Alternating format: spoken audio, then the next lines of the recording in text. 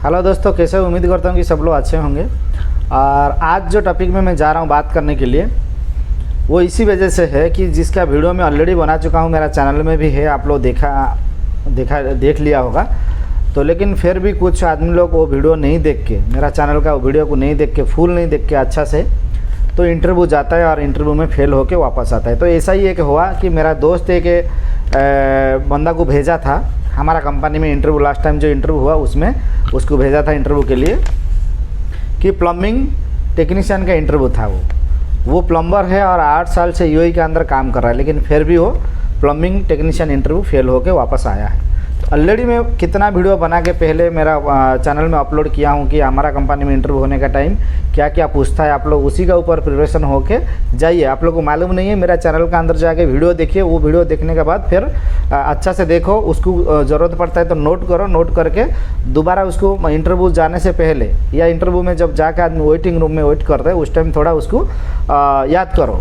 जैसे कि आपको क्वेश्चन पूछने का टाइम पे आपको हिचकिचाहट कर नहीं रहने का, आप आराम से उनको जो भी है वो क्वेश्चन का आंसर आराम से आप बता सकता है। तो लेकिन आप लोग ऐसा नहीं कर रहा है, जिस वजह से आप लोग का ही लॉस हो रहा है। तो इसके लिए मैं दोबारा आज वो वीडियो लेके आया हूँ कि उसको क्या क्या क्वेश्चन पूछा गया था और वो किस में फेल हो गया। सही है। तो और भी मैं एक कम्प्लीटली वीडियो बनाऊँगा जिसमें और भी मैं कुछ बोल दूंगा कि जो आप लोग को ये काम मालूम होना चाहिए। उसमें हमारा कंपनी सिर्फ नहीं है, कोई भी फैसिलिटी मैनेजमेंट कंपनी में आप जाएगा तो आपको आराम से इंटरव्यू पास हो जाएगा। कोई भी कंपनी हो, भले उसका प्रोजेक्ट का हिसाब से जो काम उधर होता है उसका हिसाब से कुछ चेंजिंग रहेगा, 1-2 या क्वेश्चन उसको अलग टाइप का पूछ सकता है, लेकिन नॉर्मली जो बेसिक है वो मैं आज बता दूंगा वीडियो का अंदर। आप लोग वीडियो को फुल देखिए और जितना भी आपका दोस्त है उसको शेयर कीजिए। उसको सिर्फ इंटरव्यू उधर हो रहा है उसको भेजो मत, भेजने से पहले उसको पूरा तैयारी करके भेजो कि वो जाएगा इंटरव्यू में।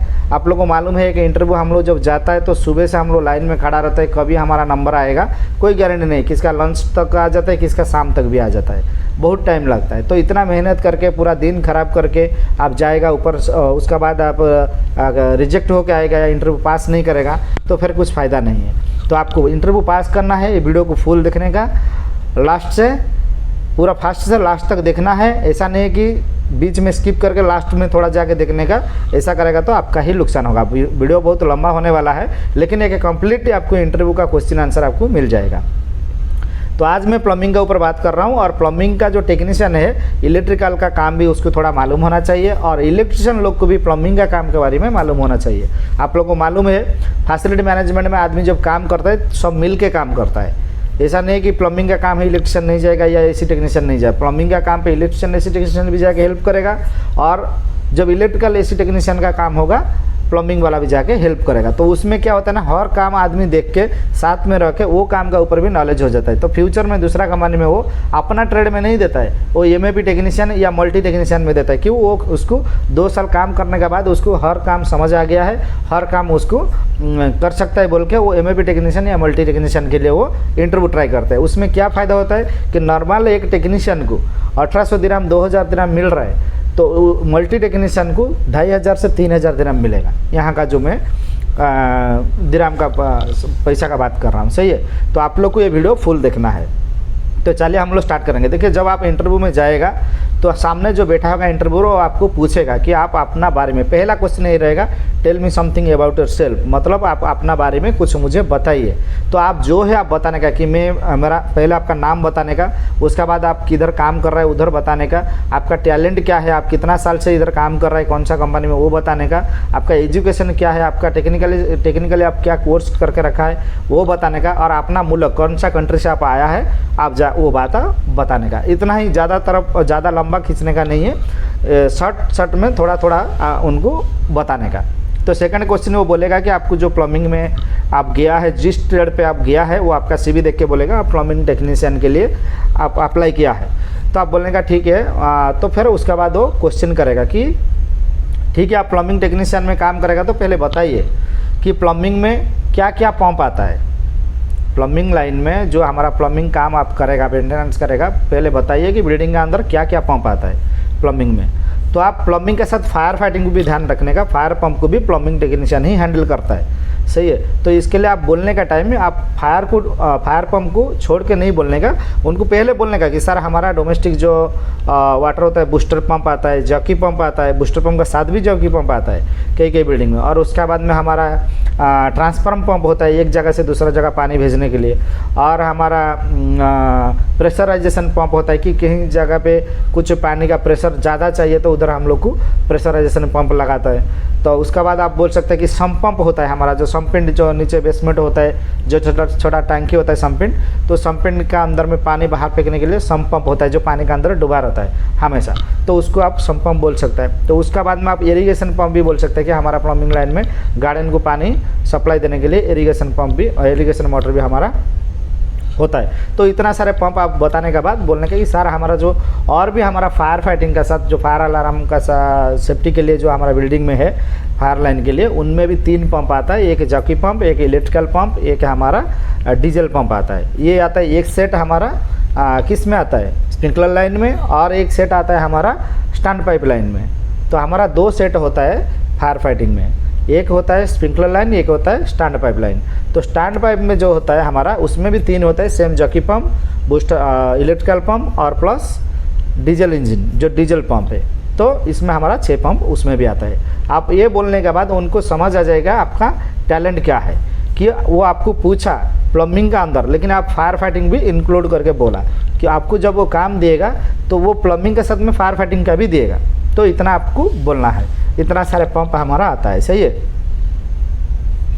उसका बाद बोलेगा ठीक है प्लम्बिंग लाइन में हमारा क्या क्या वॉल्व आता है, जो हम लोग वाल्व लगाता है, वॉल्व बोलते हैं हम लोग कि प्लम्बिंग लाइन में हमारा गेट वाल्व आता है, बटरफ्लाई वाल्व भी आता है, और बॉल वाल्व भी आता है, और वाल्व भी हमारा एनआरबी और जो डीआरबी, ये तीनों हमारा वॉल्व में जाता है। तो आप वॉल्व का बोलने का टाइम भी एनआरबी, डीआरबी और पीआरबी भी बोल सकता है। पीआरबी क्या पूछेगा क्या है ना, प्रेशर रोडिसिंग वॉल्व है। हम लोग प्रेशर को जिधर जितना प्रेशर चाहिए वो हिसाब से हम लोग भेजता है, उसको हम लोग रोडिस करके, ज़्यादा प्रेशर आया था हमको रोडिस करके जितना चाहिए वो लिमिट में हम लोग उसको यूज करने के लिए उसको लगा जाता है, सही है। तो ये सारे वाल आपको बताना पड़ेगा। उसका बाद में वो आपको पूछेगा कि क्या क्या पाइप आप काम किया है यूएई के अंदर, जो गल्फ कंट्री में या प्लम्बिंग लाइन में आप क्या क्या पाइप का काम किया है, कौन सा पाइप का काम आप कर सकते हैं। कहीं पाइप टूट गया उसको जॉइंट कौन करेगा, आप ही को तो करना पड़ेगा ना, उसको रिपेयर आप ही करना पड़ेगा।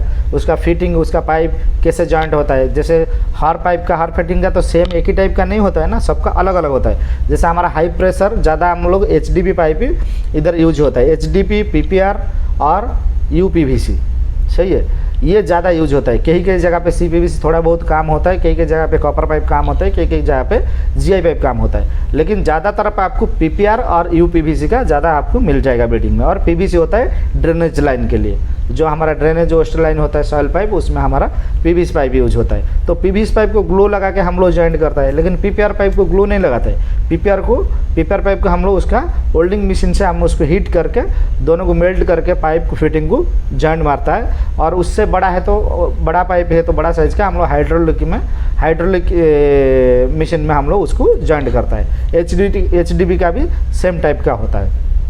तो आपको ये हिसाब से बोलना पड़ेगा। और कुछ पीपीआर और एचडी पाइप है जिसको हम लोग को वेल्डिंग मशीन, उसका जो कपलर आता है वो अंदर में स्प्रिंग टाइप का होता है, सही है। उसको बार कोड सिस्टम है, उसमें क्यूआर कोड स्कैन करेगा तो उसमें कितना हीट है कितना कोल्ड है वो हिसाब से वो सेट होगा।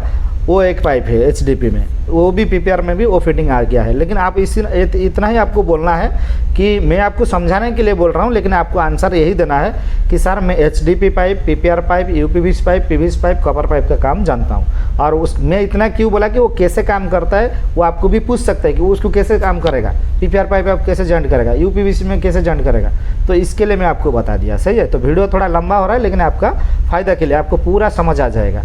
आपका देखो कंस्ट्रक्शन में जितना साल भी आप काम करो, फैसिलिटी मैनेजमेंट का काम का क्वेश्चन आंसर बिल्कुल अलग आएगा। तो इसके लिए आपको ये सबको ध्यान रखना है।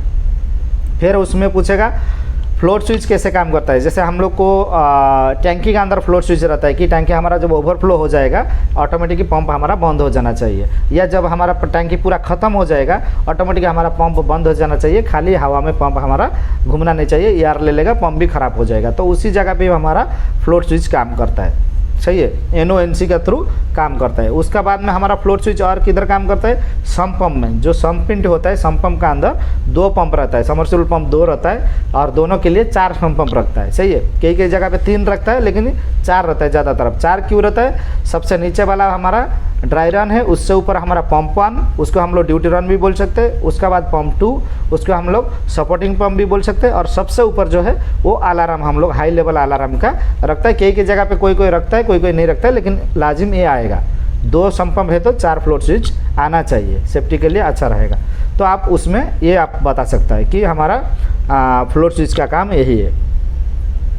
प्रेशर स्विच का काम क्या है, प्लम्बर लोग ज़्यादातर कंस्ट्रक्शन में काम करने का टाइम प्रेशर स्विच उन लोग को लगाना के लिए नहीं मिलते। क्यों, वो कम्प्लीटली एक असेंबली के साथ फिटिंग होके आता है। बूस्टर पंप या जो भी पंप है उसका साथ में ही आ जाता है, तो इसके लिए वो लोग को इतना समझ नहीं आता है। तो प्रेशर स्विच जो होता है हमारा, प्रेशर सेट करके हम लोग रखते हैं हमारा पाइपलाइन में कितना बार प्रेशर हमको चाहिए, कितना बार प्रेशर बिल्डिंग को ज़रूरत है, वो हिसाब से हम लोग प्रेशर स्विच की। मोटर ज़्यादा प्रेशर दे रहा है तो हमको उतना प्रेशर पूरा बिल्डिंग में देने का ज़रूरत नहीं है। मोटर कितना भी प्रेशर दे, हम उसमें हमारा जितना प्रेशर चाहिए उतना हम लोग उसमें स्क्रू होगा। आप लोग देखा होगा काला वाला इस बगल में देख सकते हैं, जो मैं आपको सैंपल दिखा रहा हूँ, इसमें स्क्रू हम लोग टाइट करके एडजस्टमेंट करता है। और वो कैसे काम करता है, वो उसमें 2 वायर आता है, NONC थ्रू हमारा कंट्रोल पैनल में जाता है। कंट्रोल पैनल को कमेंट करता है, कमेंट देने के बाद हमारा पंप चालू होता है और बंद होता है। जैसे हमारा 7.5 बार में हम लोग सेट करके रखा है, तो 7.5 बार हो जाएगा तो पंप हमारा ऑटोमेटिक कट ऑफ हो जाएगा। और हमारा 7.5 से हमारा कम है तो ऑटोमेटिक पंप हमारा चालू हो जाएगा। कम कैसे होता है कि कहीं जगह पे कोई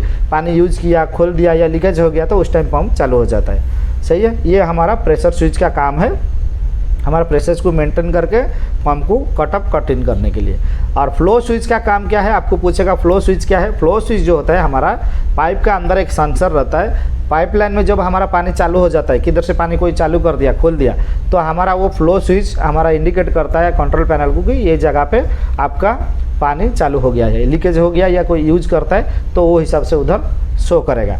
और प्रेशर सेंसर क्या होता है, प्रेशर सेंसर भी ऐसा होता है कि पाइपलाइन का हेडर लाइन में लगा जाता है। आपका जब पानी बिल्डिंग में चालू हो जाएगा वो सेंसर एक्टिव होकर वो भी पंप को कमेंट देता है कि पंप हमारा चालू होने के लिए, वो कंट्रोल पैनल को कमेंट देता है और डिस्प्ले में शो करता है कि पाइपलाइन में हमारा पानी चल रहा है, जिस वजह से हमारा पंप चालू होने के लिए। सही है, तो ये आपको थोड़े बहुत इसका ऊपर बताना पड़ेगा। उसका बाद बोलेगा कि आपको एयर टैंक का क्या मैकेनिज्म है। जो हमारा एयर टैंक होता है, आप लोग देखा होगा बूस्टर पंप का साथ एक बड़ा टैंकी आता है, प्रेशर टैंकी उसको बोलता है। तो एयर टैंक भी बोलेगा चलेगा, प्रेशर टैंक भी बोलेगा, जो भी है उसका मैकेनिज्म उस किसके लिए लगाया वो आपको पूछा है, इसका काम क्या है। आप बोलने का कि सर इसका काम ये होता है कि जो पंप चलने का टाइम जो एक्स्ट्रा प्रेशर होता है, एक्स्ट्रा एयर होता है, वो क्या होता है हमारा ये डूम का अंदर, ये जो टैंकी का अंदर होल्ड होता है। होल्ड होने के बाद हमारा पंप को उसका अंदर होल्ड होकर हमारा पंप या प्रेशर टैंक का अंदर प्रेशर रहता है, जिस वजह से हमारा पंप को कट ऑफ करने के लिए कंट्रोल पैनल को कमांड देता है। सही है, जब प्रेशर हमारा ज़्यादा हो जाएगा उसमें जाकर होल्ड होएगा। उसमें कैसे होल्ड होता है, उसका अंदर एक ट्यूब है, जो टैंकी आप लोग देख रहे हैं उसका सेंटर लेवल में एक ट्यूब है। नीचे हमारा पानी रहेगा, ऊपर में हमारा हवा रहता है, एयर भर के रहता है। आप लोग देखा होगा टैंकी का सबसे ऊपर एक बल्फिन टाइप, जैसे साइकिल में हम लोग पंप डालता है ऐसा बल्फिन टाइप एक है, उसमें हम लोग गेज डाल के भी हम लोग प्रेशर चेक करता है कितना एयर प्रेशर इसमें है। तो उसमें क्या होता है, हवा भरा रहता है, वो कितना प्रेशर का आपको 4 बार जो हिसाब से आपका बूस्टर पंप होगा वो हिसाब से टैंकी होगा, वो हिसाब से उसमें प्रेशर सेट होता है। किस में 2 बार होता है, किस में 4 बार, किस में 6 बार। तो वो इसी के लिए है, आपको सीधा बोलेगा तो आप सीधा उसको बोलने का कि देखिए ये हमारा प्रेशर होल्ड करने के लिए है। जब हमारा एक्स्ट्रा प्रेशर हो जाएगा तो इसका अंदर होल्ड होएगा और हमारा पंप बंद हो जाएगा। सही है, तो ये आप बोल सकते हैं। और आपको और क्वेश्चन पूछेगा, मैं हर एक पॉइंट का मैं बता रहा हूँ आप लोगों को। वीडियो को अच्छा से देखिए, फुल देखिए, और ऐसा ही आपको बताना पड़ेगा। ये क्वेश्चन आपको लाजिम कोई भी कंपनी फैसिलिटी मैनेजमेंट में वो आपको पूछ सकता है। उसका बाद बोलेगा बूस्टर पंप और ट्रांसफर पंप, ये दो किसके लिए लगाने का, हम लोग को ये दोनों में क्या अंतर है, किसके लिए ये दोनों लगा जाता है बिल्डिंग में। आप बोलने का सर बूस्टर पंप का काम है बिल्डिंग में प्रेशर मैनेज करके रखने का, प्रेशर को मेंटेन करने का। हर जगह में हमारा जिससे एक फ्लोर में हमारा ज़्यादा प्रेशर, ऊपर में कम प्रेशर, ऐसा नहीं रहना चाहिए। प्रेशर हमारा ज़्यादा हर जगह में सफिशिएंट होने के लिए पाइपलाइन में प्रेशर मेंटेन करके रखने के लिए प्रेशर पंप है, उस बूस्टर पंप है। और ट्रांसफर पंप का काम ये है कि जैसे एक टंकी से दूसरा टंकी को पानी भरने का, ट्रांसफ़र करने का, या इरिगेशन में भी हमारा ट्रांसफर पंप लगता है कि एक जगह से ये पंप टैंकी से पानी लेके बाहर गार्डन में सप्लाई देने का, तो उसका काम ये है, दोनों में ये अंतर है। तो आप बता सकते हैं। उसका बाद में बोलेगा ठीक है आपका डब्ल्यूसी जो होता है, आप लोग मालूम होगा सैनिटरी लाइन में आपका बाथरूम का अंदर जो डब्ल्यूसी सीट आता है, वो सीट आपका ज़्यादातर ब्लॉकेज हो जाता है। बिल्डिंग में ज़्यादा आदमी यूज करने का टाइम, जो यहाँ का जो गल्फ कंट्री है इसमें ज़्यादा पेपर वो लोग यूज करता है, टिश्यू पेपर, तो टॉयलेट पेपर, तो उसमें क्या करता है कि डस्टबिन में फेंकने के जगह पे कोई कोई बंदा या बच्चा लोग उसमें डब्ल्यूसी का अंदर डाल देता है। डालने के बाद उसको फ्लाश इमीडिएटली कोई कोई करता है, कोई कोई नहीं करता है। जो कर देता है वो फ्लाश में भी चला जाता है, लेकिन जो लोग नहीं करता है वो पेपर उसमें जाके पानी में मेल्ट होकर वो फूल जाता है और जैसे पत्थर जैसा एक गोल टाइप बन जाता है। जब आदमी बाद में आके उसको प्रेशर में फ्लाश करता है तो पानी जाके जहाँ आपका 90 डिग्री होगा या आपका कुछ प्रॉब्लम होगा, बेंड ज़्यादा होगा पाइप में, उधर जाके वो फंस जाएगा।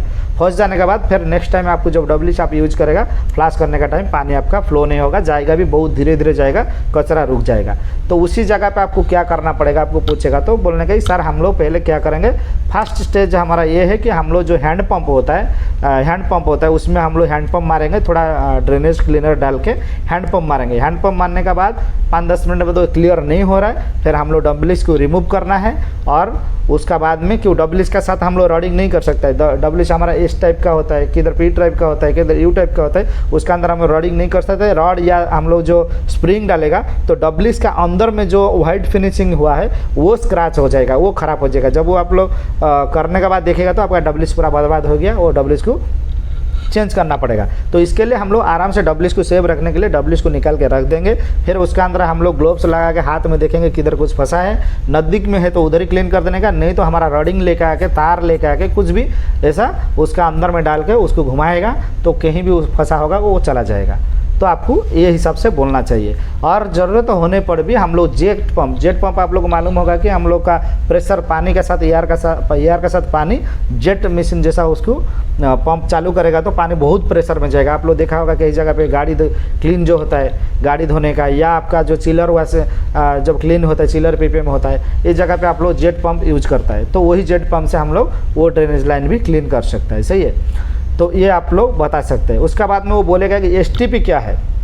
जैसे एसटीपी आप लोगों को मालूम होगा कि हमारा सीवेज ट्रीटमेंट प्लांट, इसका पूरा नाम है सीवेज, एस में सीवेज, टी में ट्रीटमेंट, पी में प्लांट। तो वो क्या होता है कि बिल्डिंग के अंदर में जितना ड्रेनेज होता है, जितना वेस्ट वाटर या हमारा सॉइल वाटर, सॉइल पाइप आप लोग मालूम होगा, सॉइल बोलेगा तो डब्ल्यूसी लाइन, कचरा जो आएगा टॉयलेट, वो टॉयलेट सब जाके एक टैंकी में गिरता है। वो टैंकी से फिर हम लोग को जो एसटीपी प्लांट होता है वो उसका डिजाइन का हिसाब से होता है, ऐसे भी टाइप का होता है, उसमें जाके पानी उधर संपम्प पहले एक टैंकी में, मेन टैंकी में जाके गिरेगा, पूरा बिल्डिंग का कचरा जाके मेन सेफ्टी टैंकी में गिरेगा। उसके बाद संपम्प का थ्रू वो कचरा जाके एसटीपी जो प्लांट है उसमें जाके फिर वो स्टॉक रहेगा।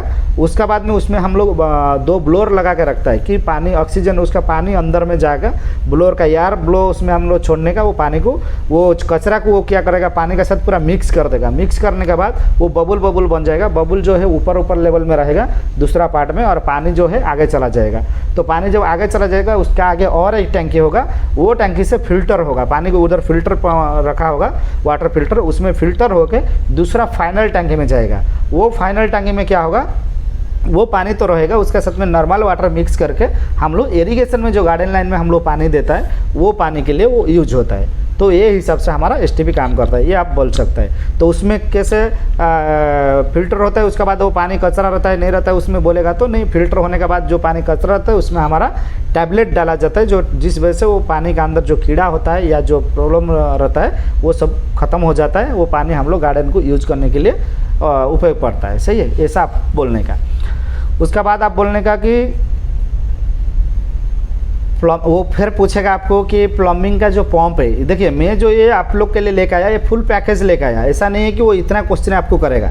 एक प्लम्बर को 4-5 क्वेश्चन पूछने के बाद वो 4-5 क्वेश्चन का आराम से अच्छा से एक्सप्लेन करके बता दिया तो उसको आगे के लिए वो पूछेगा नहीं। लेकिन मैं इतना क्वेश्चन क्यों बनाया, ये सब पूछा जाता है किसी को।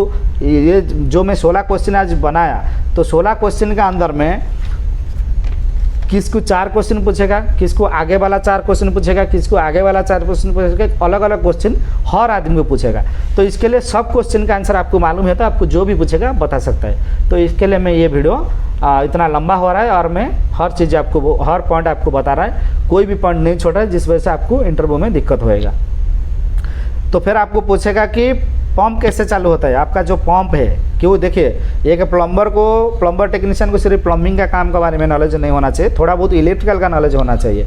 जब आप पीपीएम करेगा, पीपीएम हर मंथ जो पीपीएम आएगा, जब आप पीपीएम करेगा, वो पीपीएम में क्या क्या करना पड़ेगा, आपको पूरा पंप को क्लीन करना पड़ेगा, उसका सब कुछ चेक करना पड़ेगा, मैकेनिकल सील्ड, वो किधर फ्लेक्सिबल जो है, उसका वाल बराबर घूम रहा है नहीं हो रहा है, बंद हो रहा है, स्टेनर क्लीन करना है, और बाकी आपका प्रेशर गेज चेक करना है, अच्छा से सफाई करना है, उसका वोल्टेज कितना वोल्टेज में चल रहा है वो वोल्टेज जो चेक करना है, एम्पेयर भी चेक करना है, कितना लोड ले रहा है पंप आपका, पिछला लास्ट टाइम कितना ले रहा था, अभी कितना ले रहा है, ज़्यादा ले रहा है तो कुछ ना कुछ पंप पे प्रॉब्लम आ गया, वो फाइंड आउट करने के लिए आपको ये सब भी देखना पड़ेगा। तो और उसका साथ में कंट्रोल पैनल में क्या क्या है, किसे काम करता है, उसके ऊपर भी आपको जानकारी थोड़ा बहुत होना चाहिए। पूरा इलेक्ट्रिशियन जैसा नहीं होएगा, भी थोड़ा बहुत होना चाहिए। तो आपको जो पूछेगा आपका पंप कैसे चालू होता है, कि आप बोलने का सर हमारा इलेक्ट्रिकल जो कंट्रोल पैनल है उसका थ्रू हमारा चालू होता है, उसमें क्या स्टार्टर है आपको चालू करने के लिए आपका पंप को, आप बोलने का उसमें हमारा स्टार डेल्टा स्टार्टर होता है जो 5 किलोवाट से ज़्यादा बड़ा पंप होएगा, उसको 5.5 या 5 किलोवाट से ज़्यादा होगा तो स्टार डेल्टा स्टार्टर में चालू होएगा, और उससे कम होगा, छोटा पंप होगा तो हमारा डोल स्टार्टर में हमारा पंप चालू होता है। और अभी तो ज़्यादातर बूस्टर पंप के लिए VFD सिस्टम भी लगा दिया है, VFD कंट्रोल पैनल का थ्रू हमारा पंप चालू होता है। ये आप बता देने का।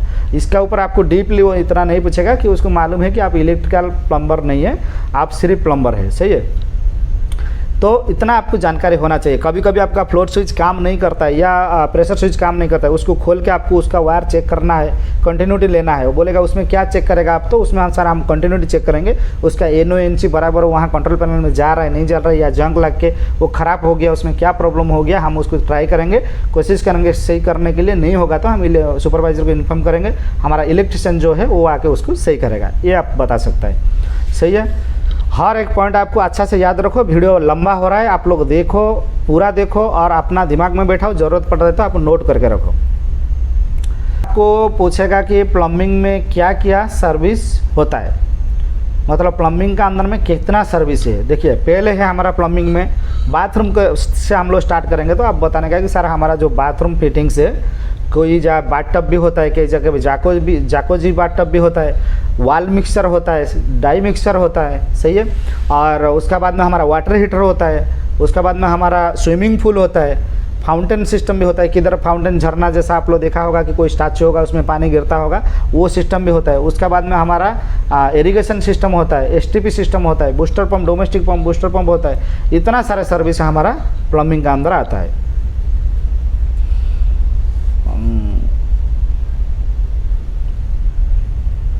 और प्लम्बिंग में आपको बोलेगा कितना लाइन होता है, प्लम्बिंग में कितना लाइन होता है, जो मैं अभी आपको बोला कि प्लम्बिंग में क्या क्या सर्विस होता है पूछेगा, तो ये सब आप बताने के साथ आप बोलने का कि सर हमारा एक सॉइल पाइप होता है, सर्विस 1 सॉइल पाइप होता है, सर्विस 2 वेस्ट पाइप होता है, सर्विस 3 हमारा वेंट पाइप होता है, सर्विस 4 हमारा रेन वाटर होता है, और सर्विस 6 हमारा CDP होता है, जो कोल्ड वाटर का, जो हमारा FCU का, AC का, चिलर का जो ड्रेन वाटर होता है, आप लोग को मालूम होगा CDP उसको बोलता है, cold drain water, drain pipe, सही है, कोल्ड ड्रेन पाइप, तो उसका होता है। ये आपको बताना पड़ेगा कितना सर्विस। एक में SP मतलब soil pipe, waste pipe, vent pipe, rain water pipe, और हमारा